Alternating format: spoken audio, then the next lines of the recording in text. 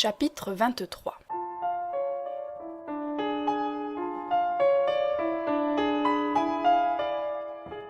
Quelque peu de confiance qu'eût en général Elinor dans la véracité de Lucie, il lui était impossible de la suspecter dans cette occasion, ni de comprendre quel motif aurait pu l'engager d'inventer cette histoire.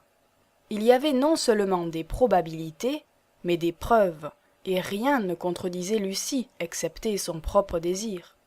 Leur liaison, presque au sortir de l'enfance dans la maison de M. Pratt, et la visite d'Edward près de Plymouth, et sa mélancolie, et l'inégalité de sa conduite avec Elinor, et la grande connaissance que Mlle Stills avait de Norland et de toutes les relations de la famille Dashwood, ce qui l'avait souvent surprise, et le portrait, et la lettre, et l'anneau, tout cela lui fournissait des preuves si convaincantes que sa raison ne pouvait se refuser à la croire.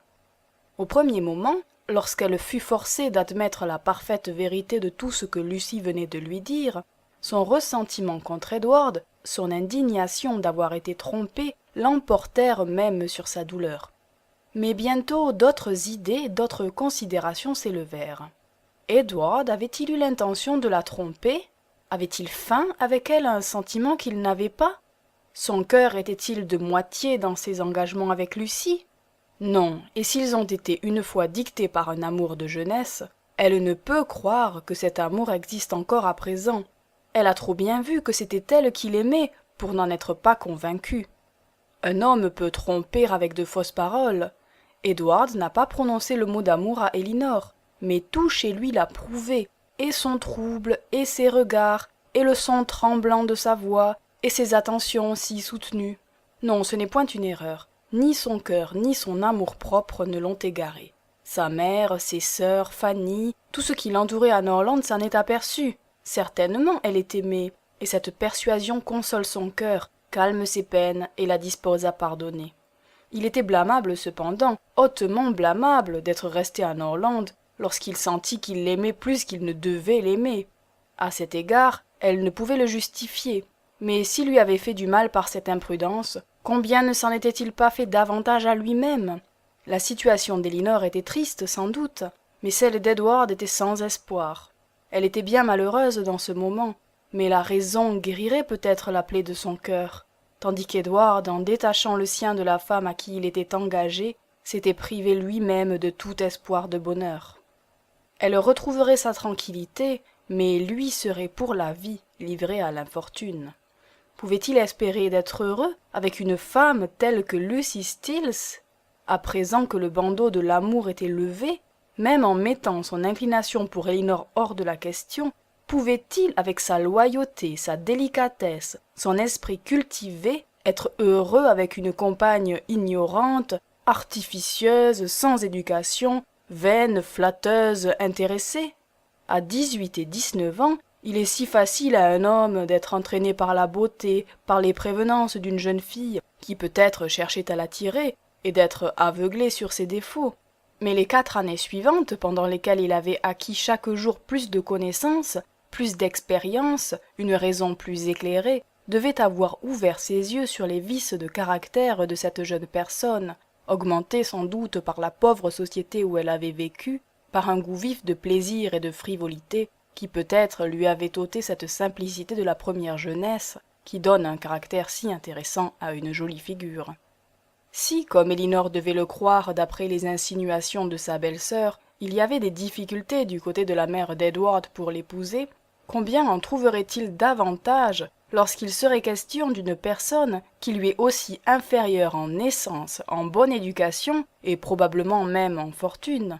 Ces difficultés, il est vrai, ne devaient pas l'effrayer beaucoup, mais quel triste sort que d'attendre peut-être sa liberté du mécontentement de sa mère et de son opposition à ses volontés. Ces pensées, ces réflexions qui se succédaient les unes aux autres, augmentèrent beaucoup sa tristesse. Elle pleura sur lui plus que sur lui-même. Soutenue par la conviction de n'avoir rien fait pour mériter son malheur, et consolée par la croyance qu'Edward était encore digne de son estime, elle espéra qu'elle pourrait actuellement supporter ce cruel chagrin avec courage, et prendre assez de force sur elle-même pour le cacher à sa mère et à sa sœur.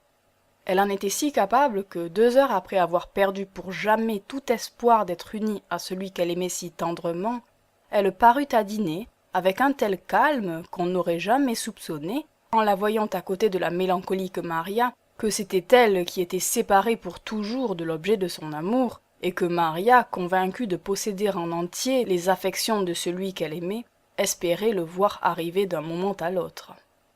La nécessité de cacher à sa famille l'important secret que Lucie lui avait confié fut un motif de plus pour elle de s'exercer à cacher en même temps le sien. Ce fut aussi une consolation de leur épargner ce qui leur aurait sûrement donné beaucoup d'affliction, et à elle-même celle d'entendre blâmer Edward. Elle ne l'aimait pas comme elle.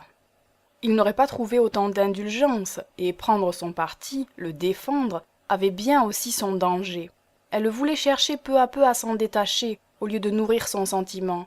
Elle savait qu'elle ne trouverait auprès d'elle ni conseil ni aide pour une peine de cette nature. Leur chagrin, leur colère ajouteraient à son malheur, et son courage ne pourrait que s'affaiblir. Elle était plus forte seule, sa propre raison la servait mieux, et sa fermeté se soutint si bien qu'on n'aperçut pas chez elle le moindre changement, et qu'elle fut invariablement aussi gaie, aussi sereine en apparence, quoique ses regrets et sa douleur intérieure fussent chaque jour plus poignants. Mais plus elle avait souffert de sa première conversation avec Lucie, plus elle désirait connaître mieux en détail les particularités de leurs engagements, découvrir ce que Lucie sentait réellement au fond de son cœur, si son amour pour Edward était vraiment tendre et sincère, et s'il y avait pour lui quelque chance de bonheur dans cette union. Alors elle aurait moins souffert. Elle voulait aussi prouver à Lucie, par sa promptitude à lui parler d'Edward la première, avec calme, qu'elle ne le regardait que comme un ami. Elle craignait que son agitation involontaire, dans leur entretien du matin, n'eût découvert en entier à Lucie ce qui jusqu'alors avait du moins été incertain. Il lui paraissait tout à fait probable que Lucie fût jalouse d'elle. Sans doute Edward lui avait parlé d'Elinor avec éloge, avec intérêt. Lucie elle-même en était convenue. Les railleries de Sir George sur les lettres initiales de son nom devaient aussi avoir éveillé les soupçons, et d'ailleurs Elinor était elle-même trop sûre d'être aimée d'Edward pour ne pas l'être de la jalousie de Lucie, dont la confiance était une preuve. Quel autre motif donner pour excuser la révélation d'un secret si important et jusqu'alors si bien gardé que celui de lui apprendre que Lucie avait des droits plus anciens et plus sacrés et de l'engager à éviter à l'avenir la société d'Edward? Il était facile à présent de comprendre les intentions de sa rivale, mais décidée comme elle l'était à se conduire d'après les principes que l'honneur et la délicatesse lui dictaient, elle résolut de combattre son affection pour Edward, de le voir aussi peu qu'il lui serait possible. Elle ne pouvait se refuser la consolation de tâcher de convaincre Lucie que ce sacrifice lui coûtait peu et qu'elle ne regardait M. Ferrars que comme un ami de la famille. Elle ne pouvait plus rien entendre qui lui fît plus de peine que ce qu'elle avait déjà entendu. Elle n'aurait plus l'émotion de la surprise, et elle se croyait sûre d'apprendre sans trop d'agitation ce qu'elle ignorait encore. Mais il lui fut impossible de satisfaire immédiatement sa curiosité, quoique Lucie fût aussi bien disposée à parler encore qu'elle l'était à l'entendre. Une suite de mauvais temps empêcha d'aller se promener, et quoiqu'elles se vissent tous les jours soit au parc soit à la chaumière, c'était au salon en présence de tout le monde. Elle n'avait aucun prétexte pour se retirer à l'écart. Sir George ne l'aurait pas permis. À peine tolérait-il quelques moments de conversation générale. On se réunissait pour manger et rire ensemble, pour jouer aux cartes, danser, chanter, faire du bruit et des folies. On s'était déjà rencontrés plusieurs fois de cette manière, sans qu'Elinor eût la moindre occasion d'engager avec Lucie un entretien particulier, quand Sir George vint un matin à la chaumière et demanda aux dames d'Ashwood, comme une charité, de venir dîner avec Lady Middleton. Il était obligé pour une affaire d'aller à Exeter, et lorsqu'il n'était pas là, tout languissait au parc, et ces dames couraient le risque de mourir d'ennui. Elinor, espérant trouver plus de moyens d'arriver à son but et de causer avec Lucie dans l'absence de Sir George, accepta d'abord l'invitation.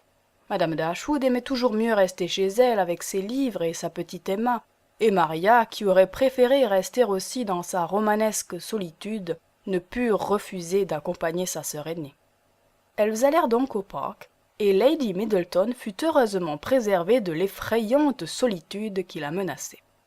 L'insipidité de cette journée fut telle que mesdemoiselles Dashwood l'avaient prévue. Comme il n'y avait rien pour l'amour et le mariage, madame Jennings fut plus silencieuse qu'à l'ordinaire, et mesdemoiselles Steele encore plus prodigue de flatteries. Les enfants vinrent au dessert faire leur tapage accoutumé, et pendant qu'ils furent là, Lucie s'en occupa toute seule. Ils restèrent jusqu'après le thé, qui fut remplacé par la table de jeu. Elinor commençait à désespérer d'être un instant seule avec Lucie. On proposa un jeu général, et toutes les dames se levèrent pour se placer autour de la table.